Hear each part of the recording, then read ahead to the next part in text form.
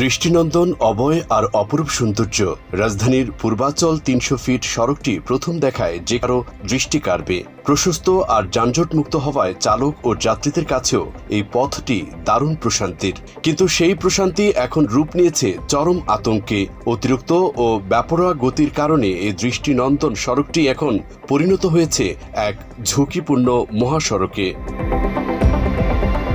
স্থানীয়দের অভিযোগ, অদক্ষ চালক, পর্যাপ্ত গতি নিয়ন্ত্রণ ব্যবস্থা আর কার্যকর ট্রাফিক তদারকি না থাকায় এখানে গাড়ি চালানো কিংবা যাতায়াত করা দিন দিন বিপজ্জনক হয়ে উঠেছে।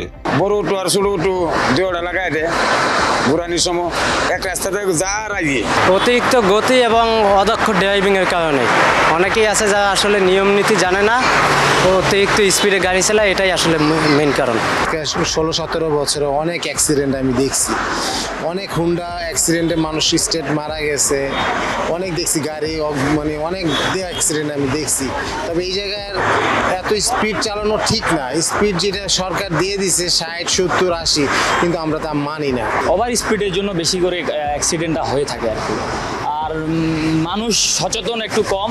এই যে ফুট ওভার দিছে, ফুট ওভারের উপরে না যায় রাস্তা দিয়ে আর কি বেশি চলাচল করার জন্য এই অ্যাক্সিডেন্টটা বেশি হয়ে যায়। এটা অতিরিক্ত চালায় ধরেন চালাবার কথা 70-80-তে, আমরা চালাই 100-র উপরে। এই জন্য অ্যাক্সিডেন্ট হয়। পুলিশ থাকলেও তেমন একটা থাকে না, থাকে ওই মাথায় হয়তো ওই গাড়ি বেশি চালায় সময় আর কি ক্যামেরা দিয়ে ধরে, এছাড়া আর অন্য কিছুই না। আর এর কোনো নিয়ন্ত্রণ করতে পারতেছে না। আর এই বেপরোয়া গতির খেসারত দিতে হচ্ছে তাজা প্রাণে। চলতি বছর সহ গত কয়েক মাসে এই সড়কে মোটরসাইকেল, প্রাইভেট কার ও ট্রাকের সংঘর্ষে ঝরে গেছে একাধিক প্রাণ। তথ্য বলছে গত 5 বছরে অর্থাৎ 2020 থেকে 2024 সাল পর্যন্ত শুধুমাত্র এই সড়কেই প্রাণঘাতী দুর্ঘটনায় 74 জন প্রাণ হারিয়েছেন। এছাড়া পরবর্তীতে 2025 এবং চলতি 2026 সালেও দুর্ঘটনা ও মৃত্যুর সংখ্যা হরহামেশাই বাড়ছে।